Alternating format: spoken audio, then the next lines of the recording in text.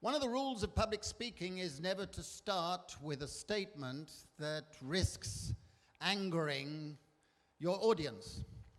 I'm going to break that rule because I'd like to be mischievous, mildly provocative, by dedicating my speech to the small group of people who broke into the property of your esteemed Minister of Environmental Protection the other day and took all his trophies, his heads of animals and things from their walls, and then cut the tops of his trees. Now, this is a shocking act of anarchy, but it is symbolic of a phase in history which historians call primitive rebels, a sort of Robin Hood type action where against certain trends that are perceived as a threat to society, you get an act like that. And I apologize to those of you who feel offended, but I dedicate my speech to that group. Now, the second point I'd like to note is that I'm going to be talking about the third book in what I planned as a trilogy. The first book was The Precariat, which has been translated into 19 languages and exists in Polish. And on page 1 of that book, which was published in 2011, I state that unless the insecurities and needs and aspirations of the growing precariat are addressed as a matter of urgency, we will see the emergence of a political monster. Those words were used. You will not be surprised, I suspect, to know that since November last year, I have received an enormous number of emails from across the world from readers of that book who've said, we now see the emergence of your political monster. It's a very serious crisis point, and I tried to argue in that book that we were likely to see the emergence of what I called, with respect to Dante, a politics of inferno, unless we had the emergence of a new politics of paradise. The Financial Times, when it reviewed that book, concentrated on the first part and said that Standing was predicting a politics of inferno and authoritarianism. I protested to the reviewer saying, no, I said, unless a politics of paradise was developed, we would have that. In retrospect, I don't feel I should have been as defensive of that one-sided review. The second book is the Precariat Charter, which has also been translated into Polish. And what I was trying to do with that book was take a conversation I'd had with Noam Chomsky about the fact that 2015 was the 800th anniversary of what became the Magna Carta. And the essence of their book, and it may sound arrogant, but was to say, well, the Magna Carta was a class-based set of demands made against the state, which was strengthened by the Charter of the Forest of 1217. And if today we were to have a class-based charter on behalf of the precariat of demands for policies and institutional changes that would give the precariat what it needs, what would the policies look like? And the third book started as a title that I'd given it, The Age of Rentier Capitalism. And one of the commissioning editors said, Guy, you can't call it that. It sounds too much like Eric Hobsbawm. And a number of those of you who know Hobsbawm's work will appreciate that point. So I removed the age of and just had Rentier capitalism. Then another commissioning editor of the publishers said, you can't use Rentier capitalism, no one will understand it, it's not sexy, and it won't sell the book. I protested that that was also said about the precariat. But gradually, as they refused and kept arguing against the title, they read the manuscript and they said, actually, you're talking about the corruption of capitalism. And in the end, I gave in and I said, all right, we'll call it the corruption of capitalism.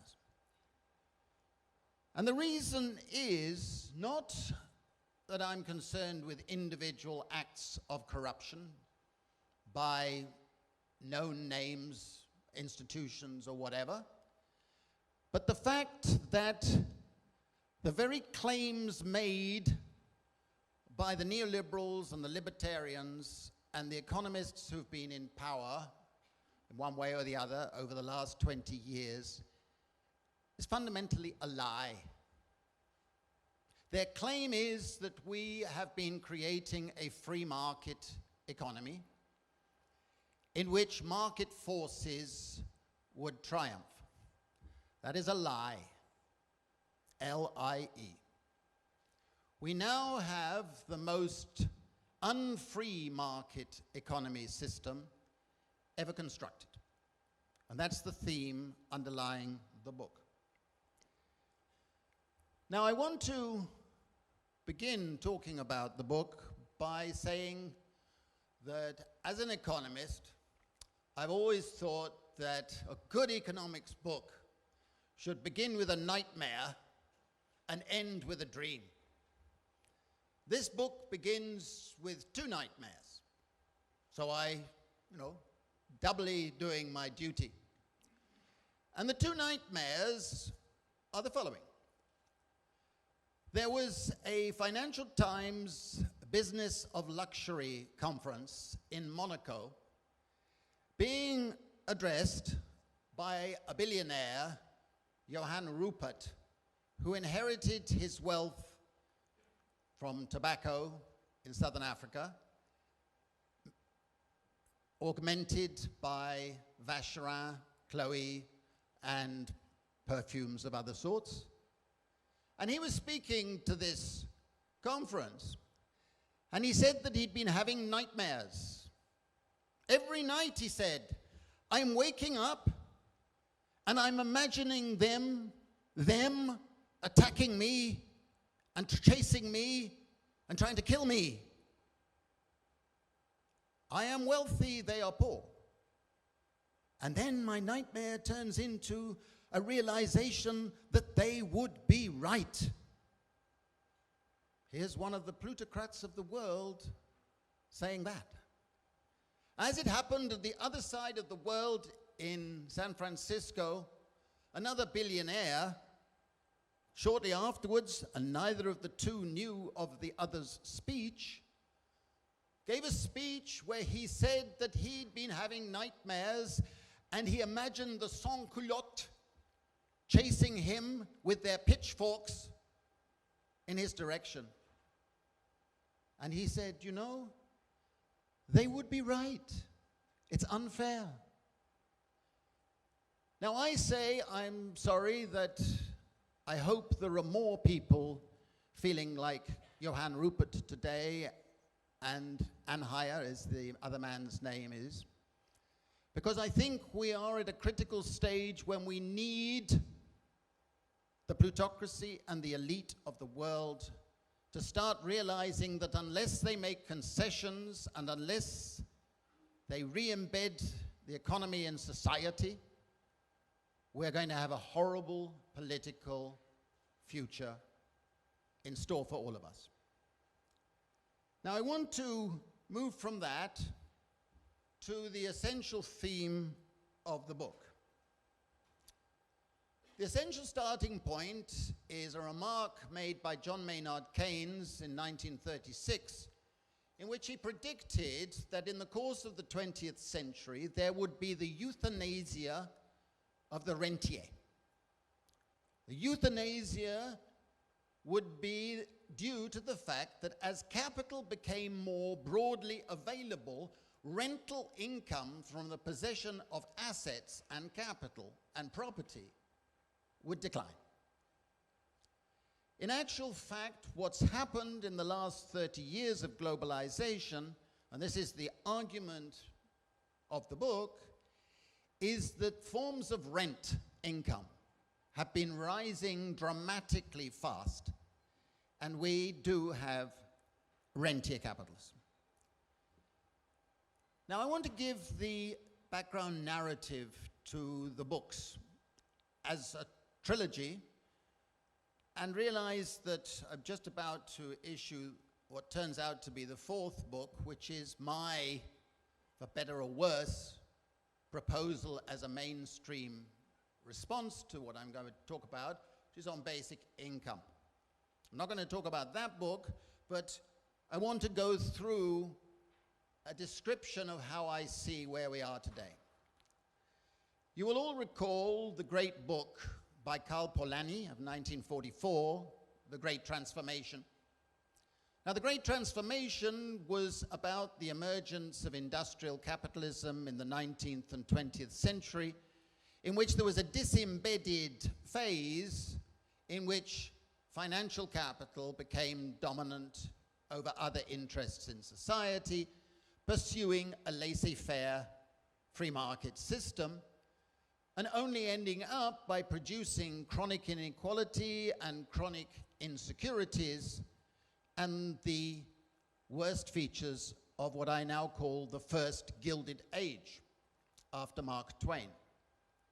The First Gilded Age was when inequality grew and profits grew, but a distinctive feature of that First Gilded Age is that real wages actually also grew. Now, Polanyi's Great Transformation model was about re-embedding the economic system in society with new forms, new systems of regulation, social protection, and redistribution. But a long story cut short is that that model broke down in the second part of the 20th century. It was the period of domination by social democracy, various forms of socialism, and all the stuff that you know. It broke down in the 1980s, and we had the beginnings of what I call a global transformation, the painful construction of a global market system. And it was dominated initially by the Mont Pelerin Society that had been set up in 1947, consisting of what we now call neoliberal economists. For a long time, they were regarded as a bunch of mavericks, but in the 1980s, they suddenly became the dominant economists in the world, and no fewer than 8 of the original 38 members of the Mont Pelerin Society went on to receive Nobel Prizes in economics. And people like Friedrich Hayek and Milton Friedman became highly decorated by the likes of Margaret Thatcher, Ronald Reagan, and a few others. Now, that period had a specific economic ideology. And the ideology was that you create an atomized individualistic society of competitiveness, but you had to pursue that using acts of coercion, illiberal acts. That's Friedrich Hayek recognized that. And that meant dismantling all institutions of social solidarity and micro-citizenship, because they stand, in their view, they stand against the market. But in doing so, you dismantle and take away the protective institutions of society that give certain amount of security to your losers in society. Now, I'm not going to defend any of those institutions that were dismantled. I could do it in some cases and not others, but I don't have the time. But the important point is to realize that they pursued that strategy. And the strategy evolved in the course of its inaction. And what I want to say very strongly is we have moved out of the neoliberal phase of globalization. We do not have a system that promotes the claims of the Mont Pelerin Society and all the Chicago School of the 1980s and 1990s. And I want to just use a moment to reflect on the outcomes of what's happened before going into the causes. Essentially, the major outcome is that the income distribution system of the 20th century has broken down. And we have the emergence of structures that we didn't need Thomas Piketty to tell us about, but in which the share of national income all over the world that going to capital has been going up, the share going to labor has been going down. Ironically, where that has happened most is in China and other parts of Southeast Asia. And we have a second Gilded Age in which one distinguishing difference between the First Gilded Age is that while the share of national income going to rentiers has been going up and the share going to labor has been going down, real wages on average in OECD countries have been stagnant or falling. That is the reality of what we've been seeing. Now, what has been happening, very interestingly, is that while the share of national income going to capital has gone up and the share going to labor has gone down, the share of capital income going to rentiers has been going up, and the share within the diminishing share going to labor, going to higher income earners in the labor market, has gone up. Now, the critical smoking gun in this process is that in this world of liberalization and globalization, we've not only seen a technological revolution accentuating the trends I'm talking about, but you've seen the policies of labor market flexibility increasing the insecurities of growing numbers of people. And the smoking gun is the fact that in this period, the global labor supply, the global labor market and global labor force has quadrupled. What that means is an extra 2 billion people have become part of a globalizing labor market.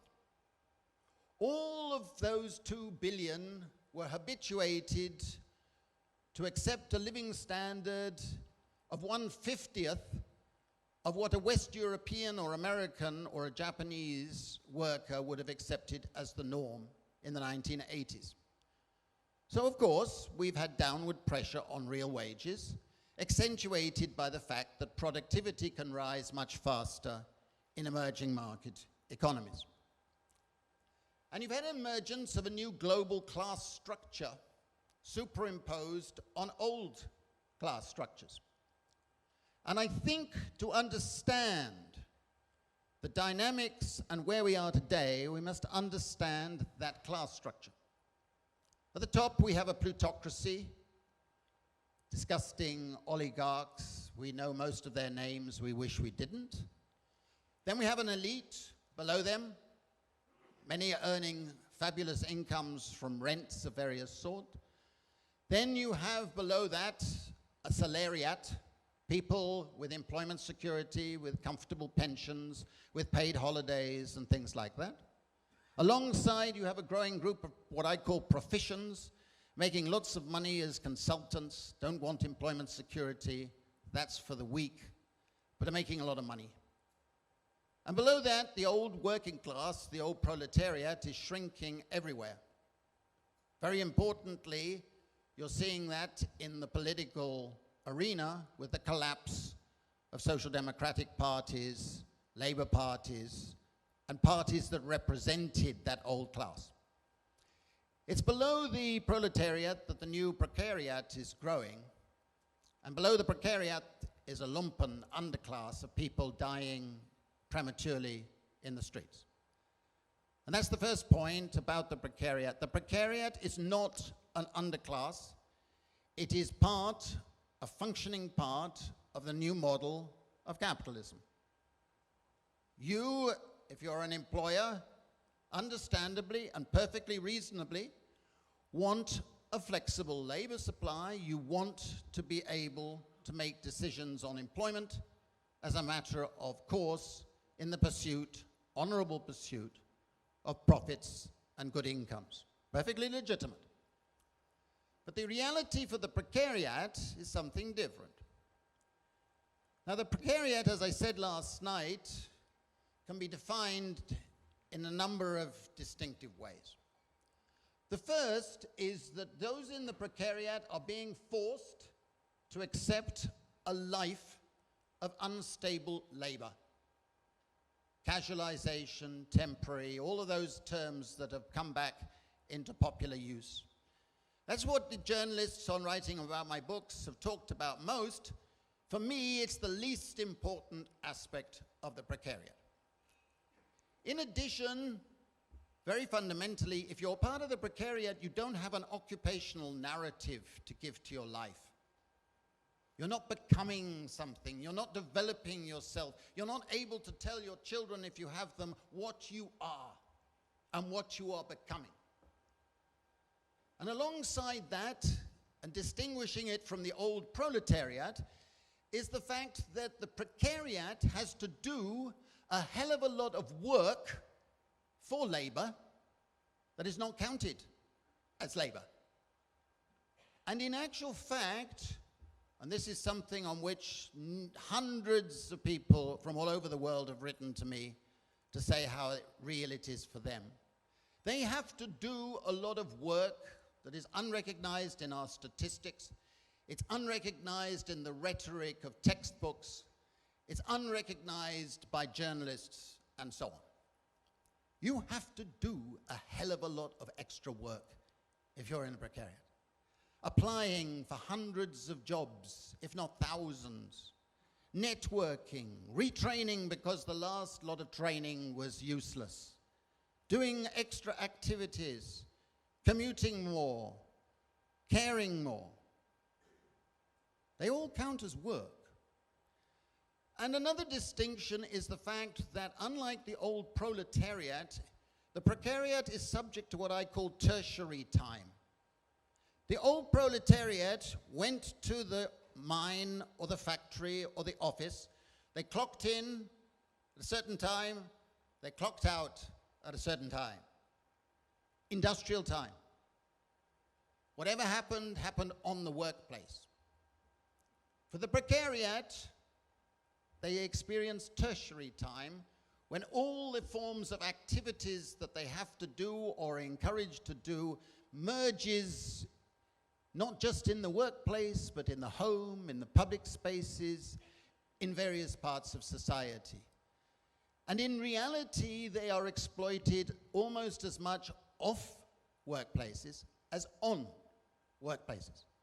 And this means that the wage rate that appears in official statistics is an inflated wage for the amount of time they have to devote to their work and labor.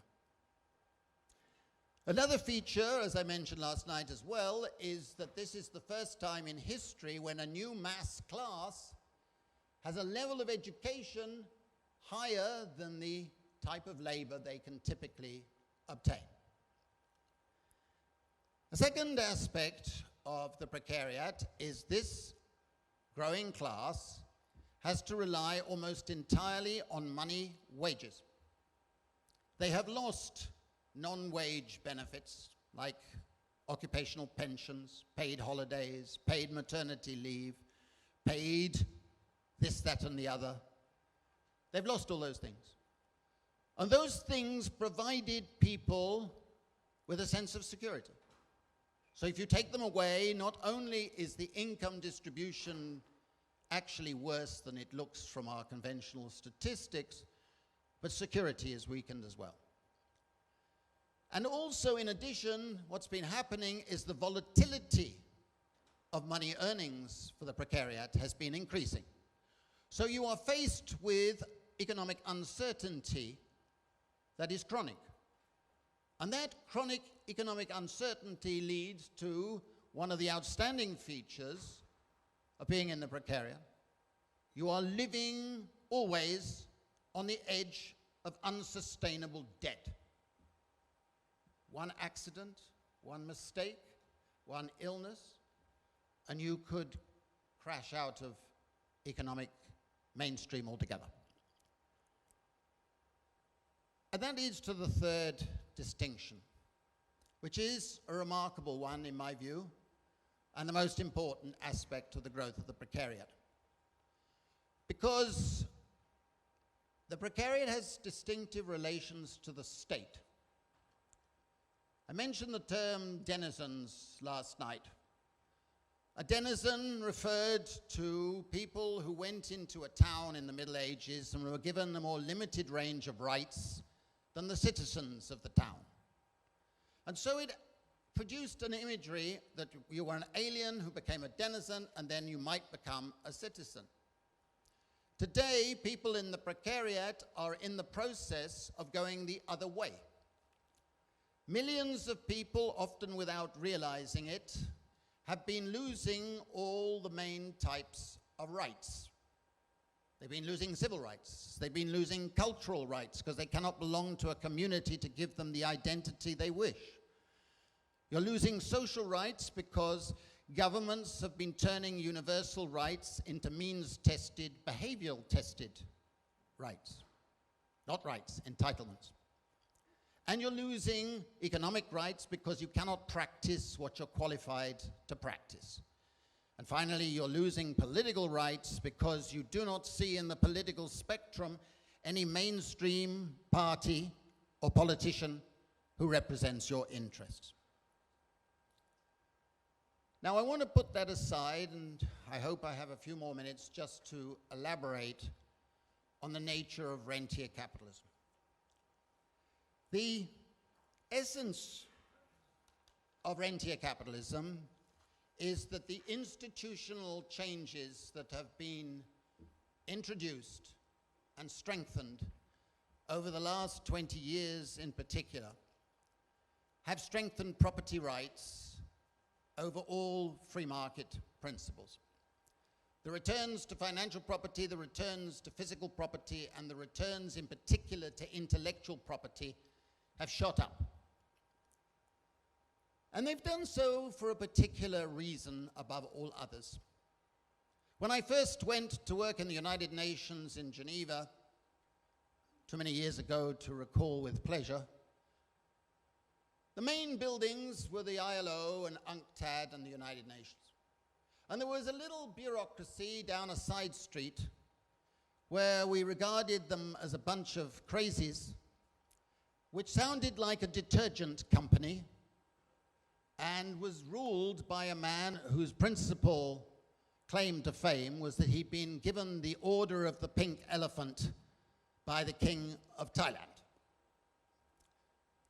Today, if you go to the center of Geneva, that detergent company, or as we saw it, a detergent company, has become the biggest bureaucracy in Geneva, with a fantastic, surrealistic conference center jutting out into the center of the main square in the UN complex. The organization is WIPO. Does sound like a detergent. You know, whitened shirts you'll get. WIPO stands for the World Intellectual Property Organization. And what happened in 1995 is the passage of another acronym called TRIPS. And TRIPS stands for Trade-Related Aspects of Intellectual Property. And this vastly strengthened the claims of intellectual property owners and has ushered in a period that if you describe it as free market economies, you don't know any economics. In 1995, for example, fewer than 1 million patents were filed with WIPO. Last year, for the first time in history, over 3 million patents were filed in WIPO. And to remind you what that means, it means that everybody who has a patent has a guaranteed monopoly income on that idea or process for 20 years.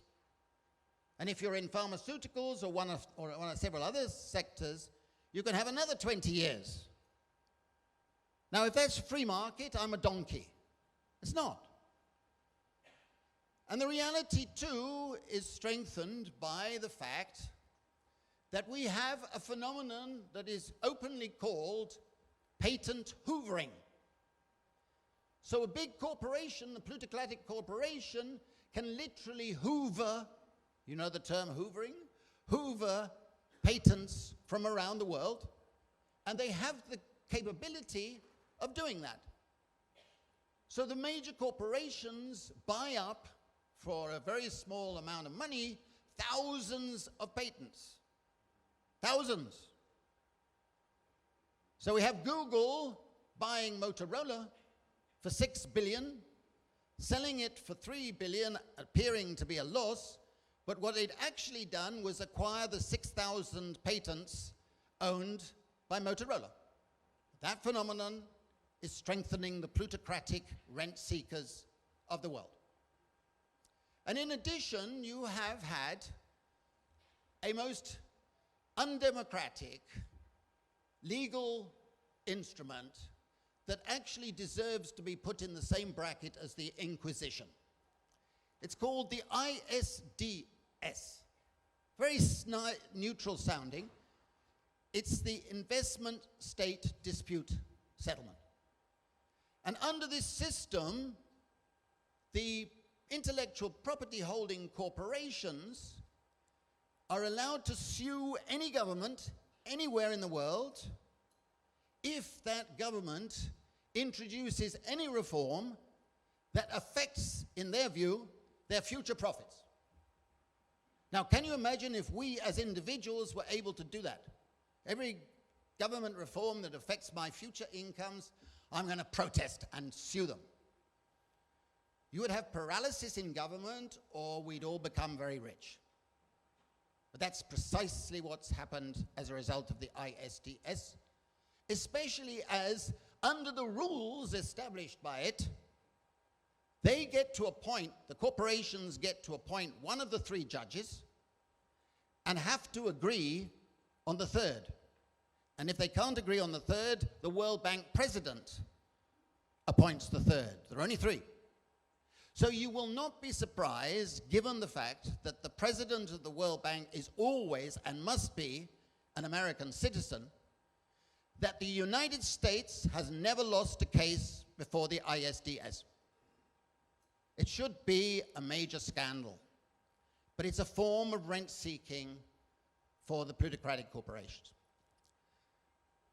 The next poor part of it is, I don't have time to go into this, is copyright. Copyright has been vastly strengthened, and under copyright rules, you have a monopoly income for the whole of your life. Plus, in most countries, 70 years. I don't know what you're going to do with the money, but you get it. In the United States, they've now raised it to 95 years. Bill Gates has a lot to be thankful for this change in the copyright system, and so do a few others.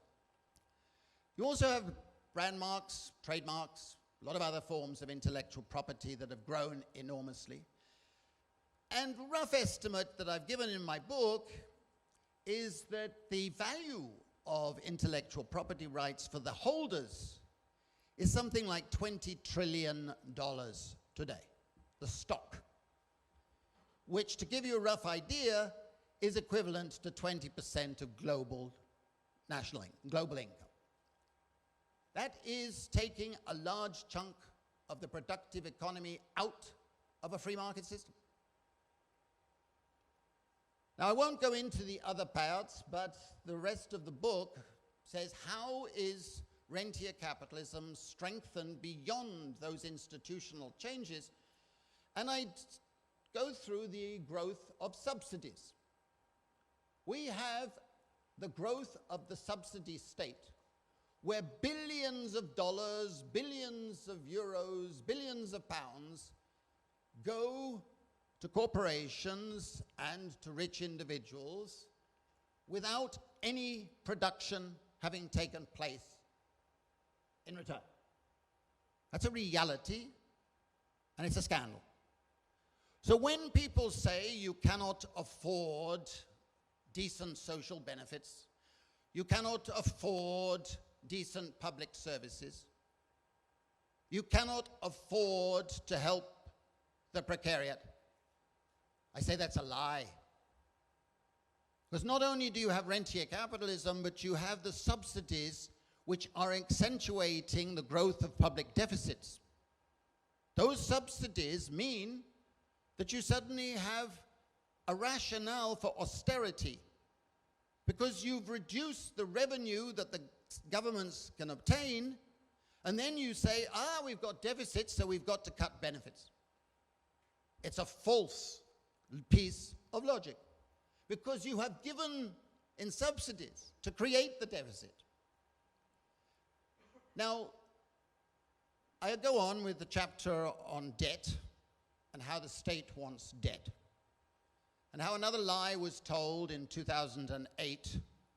The claim was that public debt slows growth and causes economic stagnation.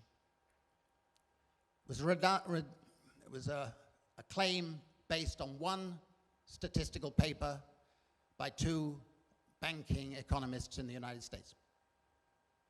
So governments justified that policies to cut public expenditure because public debt was seen as the problem.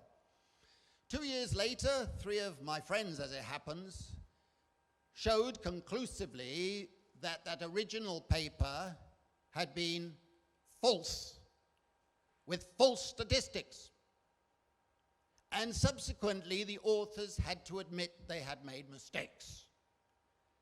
Since then, the IMF, the Bank of International Settlements, and others have shown that it's not public debt that slows economic growth, it's private debt. And policies to cut public debt, which impose burdens on the precariat and others, only serve to increase private debt. So as one banker said to me last night when he was talking worriedly about household debt and private debt, he was absolutely right. It's a fragile bubble economy where another little crisis could lead to something that horrendously worse than 2007. Now, I won't go on. Richard has just signaled me to wind up. But there are various other ways in which rentier capitalism has developed, and it's accentuated by what I've called the Corruption of Democracy, chapter 7 of the book. It's the one chapter you will not be surprised that I insisted the lawyers go through to make sure that all the facts and claims made were correct. And the final chapter is, how would we respond, how should we respond to the crisis that this has produced, political, economic, and social. And I believe that the response should be by all of us to build a new income distribution system for the 21st century, which is compatible with and supportive of free market economies, in which we could have good businessmen making good profits, making products and services that the ordinary people want, but at the same time give economic security to the precariat and enable the precariat to have their dream of pursuing a dignifying, emancipatory life. I think we can do that, but as I said at the last part of my remarks last night, I think the business community in Poland and everywhere else has to play their part, because none of us, I hope, wants the drift to authoritarianism and illiberal democracy to continue. We want a good society. Thank you very much.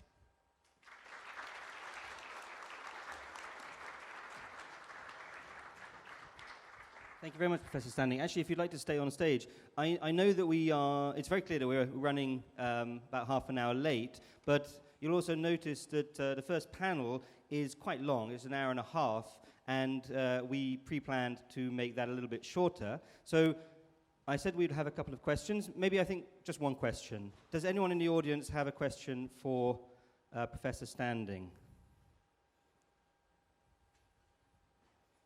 Okay, it's early days, very early morning, so a lot to digest there.